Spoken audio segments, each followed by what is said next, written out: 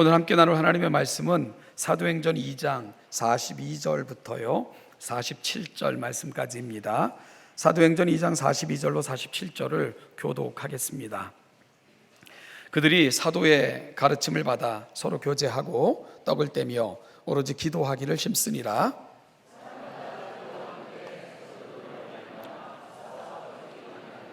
믿는 사람이 다 함께 있어 모든 물건을 서로 통용하고 날마다 마음을 같이하여 성전에 모이기를 힘쓰고 집에서 떡을 떼며 기쁨과 순전한 마음으로 음식을 먹고 또 온 백성에게 칭송을 받으니 주께서 구원받는 사람을 날마다 더하게 하시니라. 아멘. 신앙생활을 하다 보면 때때로 강력한 성령의 임재를 경험할 때가 있습니다. 말씀을 읽거나 또는 들을 때, 혹은 기도의 자리에서도 또한 여러 상황들을 접할 때 강렬한 깨달음이나 마음의 찔림이나 후회나 마음의 부담감이나 혹은 죄에 대한 아픔을 주실 때가 있습니다. 사도행전 2장에서 만나는 오순절을 지키기 위해 예루살렘을 찾았던 사람들이 바로 이러한 경험을 하게 되었습니다. 성령의 감동하심을 받고 각기 다른 방언으로 하나님의 큰 일을 선포하던 사도들과 제자들을 보면서 어떤 이들은 신기히 여기기도 했지만 이를 제대로 이해할 수 없었던 사람들은 이들이 새 술에 취했다고 조롱하기도 했습니다. 이에 베드로가 그들 가운데 서서 설교를 시작했습니다. 지금은 오전 9시인데 낮술에 취했을 리가 만무하다는 것과 이런 일이 있어야 할 것을 이미 요엘 선지자의 입을 통해 말씀하셨다는 것을 선포했습니다. 지금은 바로 그 예언되어진 그 시기가 임한 것이고 이는 다윗의 입을 의탁하사 미리 말씀하신 바를 따라 하나님의 구원의 큰 날이 임했음을 강력하게 선포했습니다. 이 놀라운 하나님의 계획하심을 따라 다윗의 자손으로 이 땅에 하나님이 오셨는데 그분이 바로 너희가 법 없는 자의 손을 빌어 십자가에 내어주신 예수 그분이시다 하고 강력한 선포를 베드로가 모여있는 청중들에게 했던 것이지요. 그러면서 베드로는 이렇게 그의 설교를 마무리합니다. 너희가 십자가에 못 박은 이 예수를 하나님이 주와 그리스도가 되게 하셨느니라. 베드로가 구약 성경을 인용하면서 조목조목 이 땅에 오신 예수가 약속된 메시아임을 증거하자 이 말을 들은 청중들 사이에 큰 찔림이 임했던 것입니다. 37절에 마음에 찔려라는 말은요 마치 칼로 난도질을 당한 것처럼 마음이 쓰리고 아팠다 하는 표현을 오늘 베드로 사도는 사용하고 오늘 누가는 그 청중들의 모습을 표현하고 있는 건데요, 성령의 거룩한 감동하심과 강력한 임재가 그들 가운데 임한 것입니다. 여러분, 그러자 그들이 보인 반응이 무엇이었다고요? 그들은 베드로와 사도들 앞에 나와 이렇게 물었습니다. 형제들아 우리가 어찌할꼬? 형제들아 우리가 어찌할꼬? 절박하게 그 질문을 사도들 앞에서 그들은 했죠. 저는 이 질문은 그들 개인들뿐만이 아니라 기독교 역사와 세계 역사에 있어서 가장 중요한 질문 중에 하나가 되었다고 생각하는 사람입니다. 이 질문은 교회가 이 땅에 세워지는 전초가 되는 질문이 되었고요, 기독교의 탄생과 역사상 가장 강력한 영향을 미쳤던 한 기독교 탄생, 기독교 공동체의 탄생을 알리는 그런 질문이 되었기 때문입니다. 이 질문에 대해 베드로는 메시아를 죽인 죄와 사망의 권세로부터 자유로워질 수 있는 방법을 제시를 했습니다. 그것은요, 메시아를 죽인 그 죄로부터 돌이켜서 그분의 이름으로 세례를 받아 죄 용서함을 받고 성령의 임재하심을 통해 다시금 그 죄로 돌아가지 않고 그분과 동행하는 삶을 사는 것, 이것이 바로 그 죄로부터 구원함을 받는 것이라고 베드로는 알려주었던 거죠. 이 사실을 베드로와 사도들은 여러 말로 확증하여 권하여 그들을 굴복시켰습니다. 그러자 결국 이들은 항복하고요, 사도들의 말을 받아 세례를 받게 되었고, 그렇게 사도들, 제자들의 수에 가입한 사람들이 약 3,000명이 되었다라고 누가는 기록하고 있습니다. 불의한 자들의 손을 빌어 십자가에 사형수로 내어주었던 그 이름 앞에 무릎을 꿇고 그분을 메시아요 주로 영접한 것입니다. 여러분, 세상에서 최고의 아이러니가 발생을 한 것입니다. 자신들이 법 없는 자들의 손을 빌어서 결국은 예수를 사형수로 그렇게 정죄했고 십자가 위에서 그를 사형시켰던 것 아닙니까? 그런데 바로 그들이 사형수로 규정하여 십자가에 못 박여 죽인 그 예수의 이름으로 세례를 받겠다고 지금 무릎을 꿇고 앉아 있는 것입니다. 그렇게 그날의 세례를 받고 예수를 메시아요 주로 고백한 사람들이 약 3,000이나 되었다라고 누가는 기록하여 전하고 있는 것이고요. 여러분, 이들은 성령님이 그들의 마음속에 주셨던 거룩한 감동, 그리고 그 외침을 외면하지 않았기에 하나님의 위대한 사람들로 그렇게 설 수 있었던 것입니다. 그 부르심 앞에 응답했기에 하나님의 위대한 초대교회의 주역들이 될 수 있었던 것이지요. 반면에 이 말씀을 외면했던 사람들, 그들은 교회의 원수가 됐고요, 십자가의 원수가 됐고, 복음을 전하는 사람들을 끝까지 핍박하는 자들, 그렇게 하나님께로 멀어지는 그러한 결과를 만들어내고 말았습니다. 사랑하는 여러분, 우리들에게도요, 때때로 성령님께서 주시는 감동이 있습니다. 거룩한 마음의 부담이나 후회나 또는 견딜 수 없는 마음의 아픔으로 찾아오실 때도 있습니다. 내가 살아왔던 삶에 대해서 안타깝게 그렇게 들려주시는 성령의 세미한 음성으로 우리 가운데 찾아오실 때도 있습니다. 이 모든 것들을 성령께서 주시는 거룩한 감동으로 붙드시는 여러분들이 되시기를 소원합니다. 그러면 하나님의 더 큰 은혜와 은총 앞으로 하나님이 계획하시고 펼쳐가실 위대한 역사 속으로 여러분들은 초대받을 수 있으시기 때문입니다.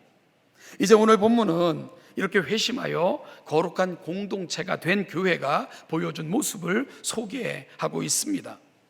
이들이 보여준 모습은 너무나도 유명합니다. 그리고 경이롭기까지 합니다. 그들의 모습을 요약하여 전하고 있는 구절이 42절입니다. 우리 42절을 한 번 더 읽어보도록 하겠습니다. 시작. 그들이 사도의 가르침을 받아 아멘.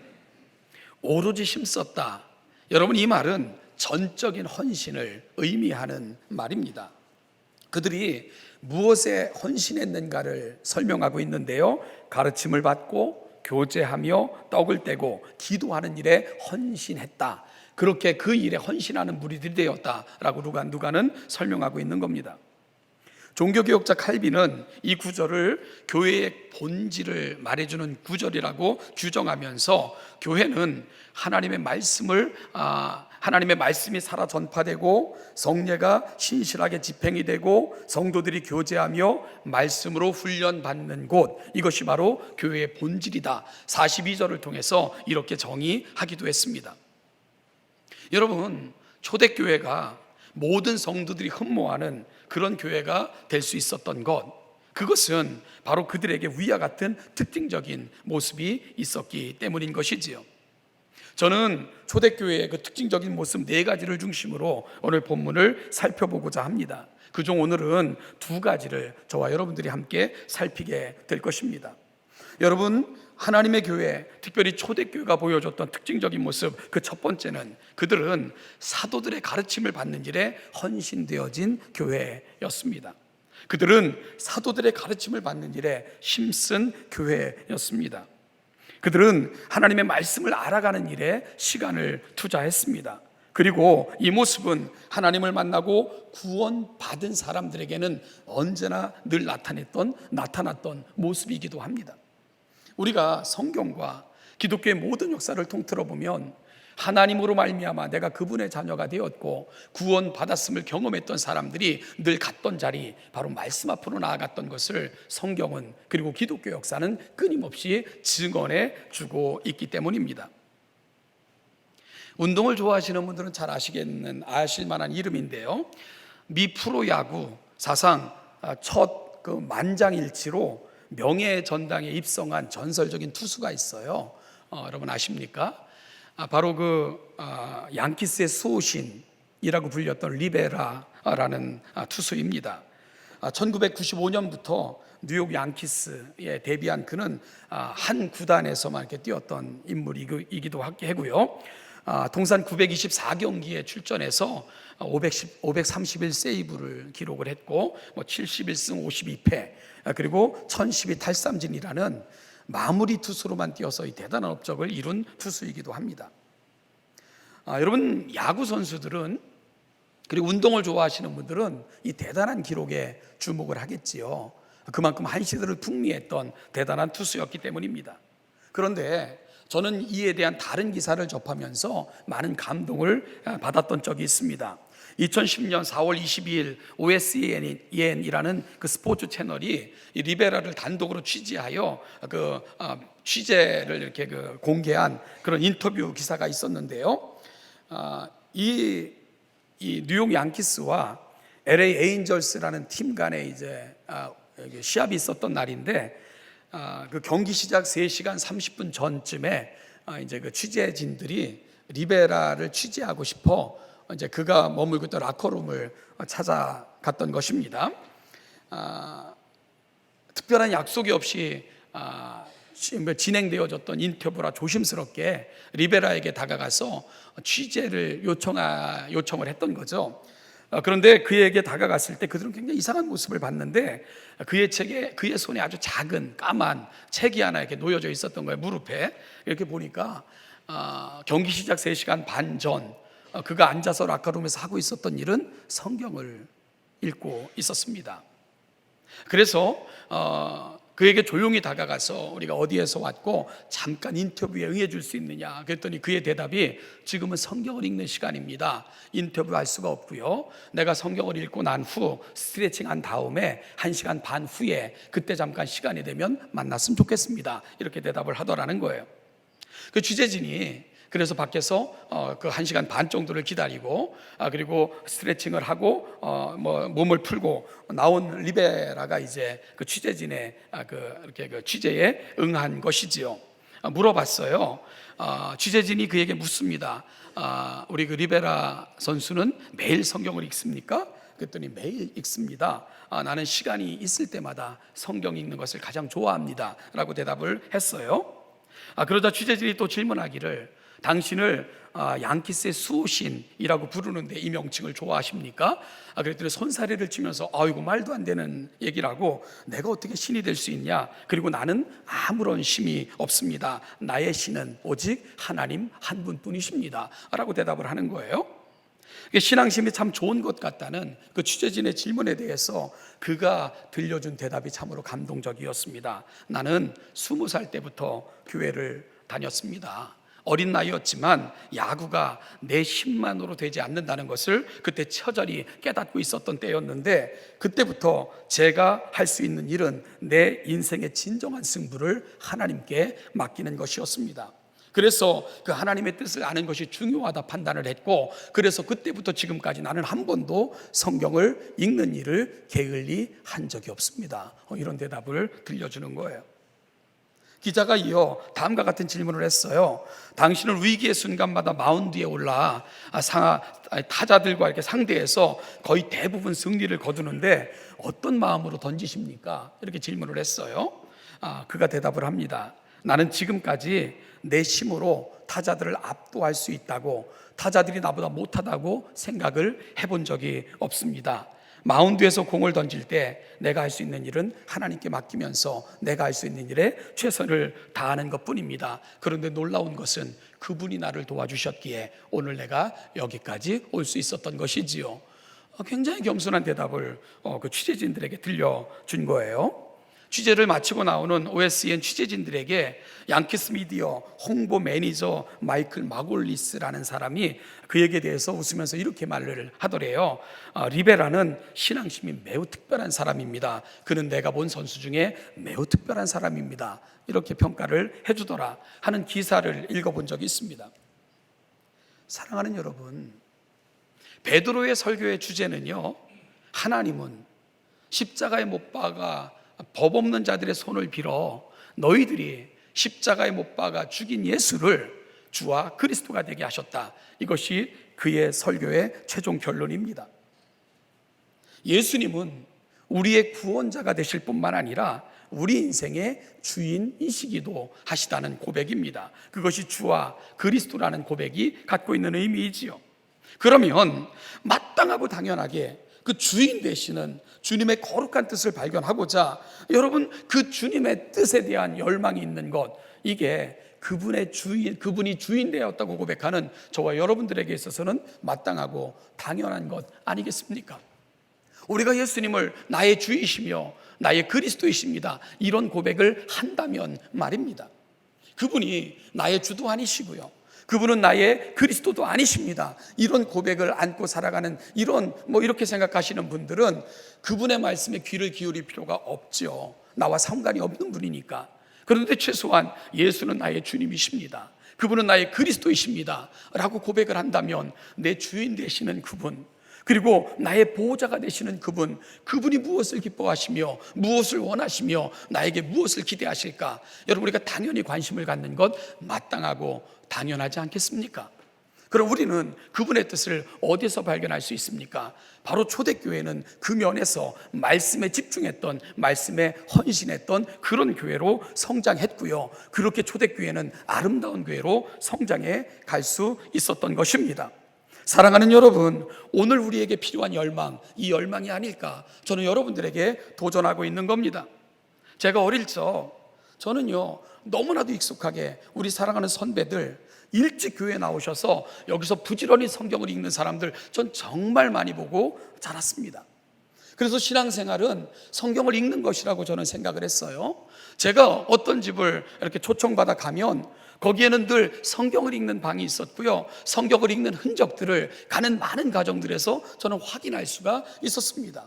심지어 어떤 어른들은 성경을 읽을 수 있는 나만의 방을 갖기를 그토록 간절히 소망했던 그 많은 고백들을 저는 우리 선배들을 통해 들을 수 있었어요.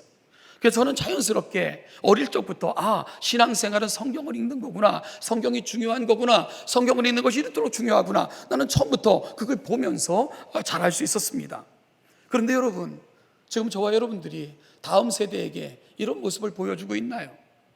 우리의 손에서 성경이 떠나지 않고 시간이 날 때마다 성경을 읽고 그 성경이 내 길의 빛이요, 내 길의 인생의 빛입니다라는 고백을 안고 하나님 앞에 나아가는 모습, 저와 여러분들이 다음 세대에게 보여주고 있나요? 그래서 우리의 자녀들이 다음 세대가 신앙생활은 성경을 읽는 것으로부터 시작되는 거구나, 성경을 읽는 것이 신앙의 기본이구나, 성경을 읽는 것은 신앙생활에 있어서 가장 중요한 것이구나, 우리를 보면서 다음 세대, 우리 자녀들, 젊은 세대들이 그걸 볼 수 있도록 우리가 모델이 되어주고 있습니까? 사랑하는 여러분, 초대교회가 아름다운 교회가 될 수 있었던 것, 그들은 하나님의 말씀을 사랑했기에 그 하나님의 말씀을 배우기 위해 모였고 그 하나님의 말씀 앞에 헌신했던 그런 공동체였기에 그 교회는 하나님의 뜻을 받들어 하나님의 마음에 합한 교회로 그렇게 아름답게 성장할 수 있었던 것입니다. 사랑하는 여러분, 다시 성경을 펼치십시오. 그러면 비로소 신앙의 새로운 출발점에 저와 여러분들이 서게 될 것입니다. 그러나 성경을 펼치고 성경을 읽고 묵상하는 시간이 줄어들수록 우리는 영혼의 깊은 잠을 자게 될 것입니다. 결국은 길을 잃고 하나님으로부터 멀어질 수밖에 없을 것입니다. 오늘 초대교회 아름다운 모범이 저와 여러분들의 가슴에 남는 귀한 모범이 될 수 있기를 주님의 이름으로 축복합니다. 둘째로요, 그들은 서로 교제하는 삶을 힘썼던 공동체였습니다. 그래서 오늘 본문 42절을 볼 것 같으면 서로 교제하며 라는 표현을 사용하고 있습니다. 이게요, 테코이노니아. 이 코이노니아라는 명사 앞에 테라는 정관사가 사용되고 있어요. 따라서 오늘 이 본문을 더 자세하게 풀어서 우리가 해석을 하면 그 교제라고 해석하는 것이 사실은 좀 더 정확합니다. 세상에 많은 교제가 있어요. 그런데 테코이노니아라고 그들의 교제를 표현하고 있는 것은 그들의 교제는 뭔가 달랐다는 겁니다. 그들의 교제는 뭔가 특별했다는 거예요. 초대교회 공동체만 보여줬던 그 특별한 교제가 있었다. 누가는 그렇게 설명하고 있는 것입니다. 그래서 그들의 교제를 구별하여 테코이노니아, 그 교제라고 소개하고 있는 거죠. 이것을 보면 초대교회 성도들의 모임과 교제에는 뭔가 특별한 점이 있었음을 알 수 있게 됩니다. 여러분, 이 교제라는 용어 코이노니아가 신약에서는 교제, 펠로십 혹은 참여, 어떤 일에 참여할 때도, 그리고 또한 하나님 앞에 드리는 헌신된 모습, 헌금 등에도 이 코이노니아가 사용되고 있는 것을 확인할 수 있는데요, 이는 교제라는 말이 단순히 모여 무엇을 나누는 것을 넘어서서 물질적, 정신적 참여와 협력, 이 모든 것을 내포하는 포괄적인 용어였던 것을 우리가 확인할 수 있게 되는 거죠. 그래서 이 표현을 사도 바울도 매우 자주 이 교제라는 용어를 사용했음을 그의 서신서들을 통해 확인할 수 있습니다.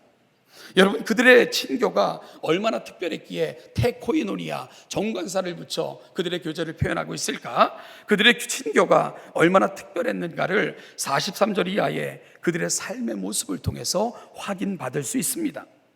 그들은 한 형제자매와 같은 친밀한 마음을 가지고요, 물건을 함께 공유하기도 했고, 필요에 따라 나눠주기도 했고, 심지어 모든 물건을 통용하는 데까지 이르렀던 그 특별한 공동체가 초대교회 공동체였습니다. 물론 이러한 모습이 모든 시대, 모든 교회에게 나타날 수 있는 모습은 아니라는 것 인정을 합니다. 이는 특별한 시대, 복음의 초창기에 오순절에 모여든 사람들이 복음에 대해 더 알고자, 그들에게 허락된 이 특별한 은혜에 머물고자 여러분, 그들의 거처로 돌아가는 것을 머뭇거리고 있었어요. 그러다 보니까 오순절이 끝났음에서도 디아스포라, 사방에서 모여든 사람들이 그곳에 모여 떠나지 않고 그곳에 머물기를 좋아했던 것입니다. 그러자 보니까 많은 문제가 발생을 한 거죠. 거주, 믿는 것, 먹는 것, 이런 문제가 산재할 수밖에 없었죠. 그런데 여러분, 이 문제를 초대교회는 어떻게 해결하고 있는 겁니까?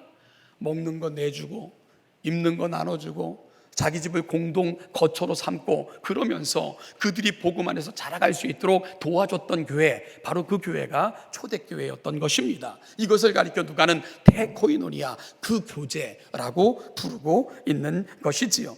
그런 면에서 그들의 교제를 그 교제라고 표현할 수 있을 만큼 그들은 특별한 기독교 공동체의 가치를 보여주고 있었던 겁니다. 우리가 똑같이 그렇게 할 수 없어요, 여러분. 그러나 그 어려움을 그 교제를 통해 해결했던 그들의 정신만큼은, 여러분, 이거는 돈이 있다고 여건이 된다고 할 수 있는 건 아닙니다. 은혜가 만들어냈던 공동체, 은혜가 가는 자리, 초대교회는 그래서 아름다운 전통을 저와 여러분들에게 보여주고 있는 것입니다. 우리 기독교 신앙은요, 수직과 수평이 만나는 집에서 이루어지는, 그 수직과 수평이 만나는 곳에서 온전한 신앙이 이루어진다고 고백하는 사람들이 저와 여러분들입니다. 여러분, 수직적인 것은 하나님과 우리와의 만남을 이야기해요. 하나님과 우리와의 만남, 이걸 수직적 만남이라고 이야기를 합니다. 그런데요, 기독교는 수직적 만남으로 끝나는 종교가 아닙니다. 여러분, 명상하고 묵상하고 뭔가 도를 깨닫는 그런 것으로 만족하는 종교가 아니라는 겁니다. 우리 종교의 핵심은 수직적인 하나님을 만남이 너와 나의 관계 속에서 드러나고, 너에게 하나님의 은혜가 전달되어지고 너에게 가서 머물 때 우리는 진정한 기독교 신앙의 핵심을 볼 수 있게 되는 거죠. 그래서 초대교회 교부들은 교회를 성도의 교제의 공동체라고 정의했던 것도 바로 그와 같은 이유입니다. 하나님과의 깊은 만남이 너와의 만남에서 드러나고 보여지고 고백되어지고 나누어지는 공동체, 이것이 바로 교회가 가야 되는 교회의 본질적 모습인 것입니다. 제가 전에 섬겼던 교회에서 젊은 부부 성경 공부를 인도했던 적이 있습니다. 바쁘고 힘들고요, 또 여러 가지 상황들이 있어서 이 성경 공부를 수요 예배 후에 했어요. 그래서 그들에게 다 우리가 수요 예배 참석을 하자, 우리가 교회의 공적인 예배가 가장 중요하다. 여러분, 그래요. 교회의 공적인 예배가 가장 중요해요. 공적인 예배를 통해 우리 하나님의 거룩한 임재를 충만히 경험할 수 있기 때문입니다. 저는 우리 신원예산교회 모든 성도들이 교회 공적인 예배를 좀 사랑하고 참석하는 일에 열심을 내셨으면 좋겠습니다. 다른 어떤 것보다 여러분 중요하기 때문에 그래요. 그래서 그들에게 공적인 예배 무조건 참석을 해라. 그래서 그 젊은 부부들이 다 수요예배를 참석을 했어요. 그리고 수요예배 후에 각 가정을 돌아가면서 한 7시간 같이 이렇게 공부했던 것 같은데 수요일날 성경 공부를 시켰습니다. 애들까지 다 참석을 했고, 그런데요, 그 말씀이 얼마나 우리가 사모했는지 한 9시 넘어서 모이면 자정을 넘어까지 이 성경 공부가 진행됐던 적도 있을 만큼 정말 열심을 갖고 이 공부에 참여를 했던 그러한 팀들이 있습니다. 그러면 저희 아이들이 그때 어렸을 때고 집에서 멀리 이제 그 교회를 출석했을 때니까 들쳐 업고 집에 오면 1시간 넘기도 하고 막 그랬던 시절이 있었죠. 그런데요, 그 모임이 연말이 되니까 누가 시킨 거 아니에요. 교회에서 광고한 거 아닙니다. 아무도 요구하지 않았어요. 자신들이 자발해서 돈을 모아가지고는 시장에 가서 옷을 사서는, 그리고 학용품을 사서는, 물품을 사서는 그 인근의 주변에 있는 가난한 아이들을 돕겠다고 나선 겁니다. 그렇게 그들이요, 성금을 모아서 그 선물을 준비하고는 가정 아는 사람 두루두루 찾아다니면서 그 선물을 전달하는, 그래서 그때 우리가 산타다 이런 말을 서로가 하기도 했죠. 그러면서 받은 은혜를 우리가 어떻게 간직하겠냐, 마음에 간직하고만 있겠냐고, 그것이 흘러가기를 원한다며 그렇게 헌신했던 사람들, 그 특별한 사람들을 만났던 적이 있고, 그들과 교제했던 적이 있고, 그들을 가르쳤던 적이 있습니다. 여러분, 그때요, 그 참석했던 부부들 중에는 배가 이렇게 해산달이 가까운 부부도 있었어요. 이 부부가 얼마나 욕심이 많은지 맨날 자기 뱃속에 애를 위해 기도해달래. 그래서 제가 그 남편하고 부인하고 같이 손잡고 그 배 위에 손을 얹고 그 태어나지도 않은 아이를 위해서 얼마나 많이 기도했는지 몰라요. 근데 그 아이가 지금 청년이 됐죠. 지금도 만나면 그 엄마가, 야, 너는 목사님의 기도 때문에 이렇게 건강하게 잘, 맨날 이러는 거예요. 그러니까 그 아이는 태어나는 걸 보고 내가 그 교회를 떠났는지 잘 기억은 안 나지만 지금도 저를 만나면 굉장히 친근해요. 그리고 지금도 저를 만나면 마치 굉장히 많은 오랜 세월 교제했던 것처럼 그렇게 좋아합니다. 이게 참 신기하다는 그런 생각을 참 많이 하게 돼요. 사랑하는 여러분, 교회 공동체가 신비한 건 하나님의 은혜가 우리 속에만 머물러 있지 않고 믿음의 역사, 사랑의 수고, 소망의 인내를 만들어내기에 교회의 교제가 이토록 아름답고 신기한 것입니다. 사랑하는 여러분, 하나님의 말씀이 머문 사람들이요, 그 하나님의 말씀은 우리 가운데 놀라운 역동적 삶을 만들어내요. 이것이 테코이노니아, 그 교제라고 초대교회 교제를 부를 수 있었던 이유인 것입니다. 오늘 우리의 교제가 그런가요? 오늘 여러분들이 모일 때마다 이 거룩한 감동이 내 마음을 흥분시키고 내 영을 휘저어 놓아 이것이 누군가에게 또 다른 은혜가 되기를 소원하는 그 거룩한 갈망으로 연결되고 있는가? 오늘 우리는 테코이노니아 초대교회 교제를 통해 다시 한번 확인해 볼 수 있어야 된다는 겁니다. 제가 외국에서 공부할 때 우리 아이들 유스 컨퍼런스라는 모임에 이렇게 참석을 시켰었습니다. 매주 목요일마다 한 지역에서 우리로 말하면 청소년부 아이들이 모여서 말씀을 듣고 찬양하고 기도하는 그러한 시간이었는데 우리 아이들을 참석시켜 봤죠. 여러분, 그 참 많은 아이들이 거기 참석을 했어요. 그리고 그 일을 지도하는 목사가 있었고요. 그런가 하면은 참 신기한 것은 거기에 그 유스 컨퍼런스, 우리로 말하는 고등학생까지의 모임인데 그걸 졸업한 청년 애들은 또 그 모임에 헌신하여 스텝이 되어 또 그들을 돕고 뭐 이런 식의 순환이 이루어지는 멋진 공동 모임으로 그렇게 자리 잡혀 이렇게 진행되고 있더라고요. 근데 어느 날 제 아들이 그때 뭐 중학생이었을 텐데 와서 이불만 달라는 거예요. 그러니까 $2만 달라는 겁니다. 왜? 그랬더니 그 모임의 리더가 있는데 그 청년부 형이래요. 근데 그 형이 그 그룹 그 모임에서 말하기를 우리가 돈을 좀 모아서 우리가 물품을 준비해 가지고 선교를 떠나자 이렇게 제안을 했다는 거예요. 그래서 자기가 몰고 다니는 차가 있으니까 그 차에다 물품을 싣고 우리가 같이 선교를 가자. 그래서 이불만 달라는 거예요. 이불. 그래서 이불을 줬죠. 이게 우리가 살고 있었던 그 캐나다라는 나라는 세컨샵. 여러분, 이 쓰다가 이제 더 이상 안 쓰게 된 물건들을 기증하고 그것을 잘 정돈하여 이제 필요한 사람들에게 나누어 주는, 이게 정말 잘 돼 있는 그런 나라입니다. 그래서 조금만 돈을 가져가도 정말 많은 필요한 물품들을 살 수 있는 이러한 시스템이 너무 잘 돼 있어요. 그래서 아이들이 속해 있는 그 팀들이 그곳에 가가지고 이제 좋은 옷들을 골라서 한 차에 싣고, 그리고 헤이스팅스라는 아주 그 할렘과 정말 그 홈리스들이 모여 사는 그런 거리가 있는데 그곳으로 선교를 떠난 겁니다. 그리고 갔다 와서 우리 아들이 들려주는 얘기, 너무 감동적이었고 또 흥분되는 이야기였어요. 그곳에 가서 한 구석에 정말 미리 광고하고 간 것도 아닌데 문을 열고 차문에서 준비해간 옷을 꺼내서 필요한 분 가져가시면 됩니다. 이때 어디서 그렇게 많은 사람들이 나타나는지 순식간에 그렇게 가져갔던 모든 옷들이 소진되어졌다. 그것을 보면서 이 아이가, 제 아들이 이제 많은 그 마음에 감동을 받았던 것 같았어요. 아주 새로운 세계를 보고 돌아온 것이지요. 사랑하는 여러분, 교회 공동체는 그 교제가 만들어내는 멋짐이 있는, 그래서 교회 공동체는 살아있는 공동체인 것입니다. 세상의 많은 모임들이 내 마음을 즐겁게 하고 유쾌함을 받고 그렇게 해서 마음의 즐거움을 느끼고 돌아가는 것, 그렇게 해서 내 욕구를 충족하는 것 쪽으로 달려가고 있다면, 교회 공동체는 내가 받은 은혜가 또 은혜가 필요한 사람이 누군가를 살피며 그곳으로 은혜를 흘려보내는 공동체, 그것이 바로 교회가 가는 공동체의 특징이고 본질이고 모습인 것을 우리는 볼 수 있게 되는 거죠. 제가 청년부 때 저희 선배들과 함께요, 우리 성금을 모아서 정말 많은 곳을 방문했어요. 이렇게 그 지체, 장애아 우들이, 또 고아원, 이런 데도 우리는 참 많이 방문했던 그런 기억이 있어요. 그러면 그곳에서 우리가 그들을 위문하고는, 위문이라는 거죠, 방문하고 나서는요, 그때는 지금만큼 복지가 잘 돼 있었던 시대가 아니잖아요. 좀 한 30년 훨씬 전인데, 그러면은 그들이 먹는 밥, 고아는 얼마나 척박했는지 몰라요. 그러면 가슴이 아픈 거예요, 막.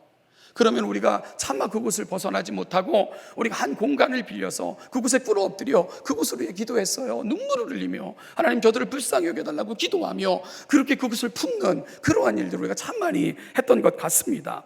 사랑하는 여러분, 초대교회가 아름다운 교회였던 이유, 그 공동체는 은혜가 고유한 기독교 문화를 만들어 갔던 교회였기 때문에 그 교회가 아름다울 수 있었던 거예요. 그래서 47절의 말씀처럼 그들은 그들만의 리그를 즐겼던 교회가 아니라 그들을 바라보면서 온 백성에게 친송을 받는 그런 공동체로 초대교회는 성장해 갔던 것입니다. 그리고 그 결과 주께서 구원받은 사람을 더하게 하시니라 놀라운 부흥을 경험하는 교회로 그렇게 성장할 수 있었던 것이지요. 저는 다시금 이 시대에 이런 교회가 생겨나기를 소원합니다. 여러분, 그리고 더 큰 소원이 있다면 우리 교회가 그런 교회가 됐으면 좋겠습니다. 사랑하는 성도들이 모여 하나님의 말씀을 헌신하고 그 말씀이 지시하시는 바를 따라 내 마음의 거룩한 소원으로 삼고 이 소원을 함께 나누고 이 소원이 거룩한 열망이 되어 우리가 살아가는 삶의 자리에서 또 다른 은혜의 통로가 되어주는 교회, 그래서 테코이노니아 신혼예담교회 교제가 바로 테코이노니아 그 교제로 성장해가는 그런 교회, 저는 우리 교회가 될 수 있기를 간절히 소원합니다. 여러분, 초대교회는 말씀을 받을 때에 사람의 말로 받지 않았어요. 그냥 지나치지 않았습니다. 성령이 거룩한 감동을 주시면 그 거룩한 감동을 붙들고 마음에 부담을 안고 하나님 앞에 나아가 우리가 어찌하면 좋겠습니까? 묻고 또 물었어요. 그러면 하나님께서 말씀하시면 그 말씀을 또다시 가슴에 담고 그 말씀의 지시하심을 받아 말씀을 따라 살아갔던 공동체, 그 교회가 바로 초대교회였습니다. 하나님은 그 교회를 위대한 교회, 아름다운 교회, 그리고 모든 시대에 오고 가는 사람들에게 모델이 되는 교회로 그렇게 제시하여 저와 여러분들에게 보여주고 계신 것입니다. 사랑하는 여러분, 그 꿈을 꿨으면 좋겠어요.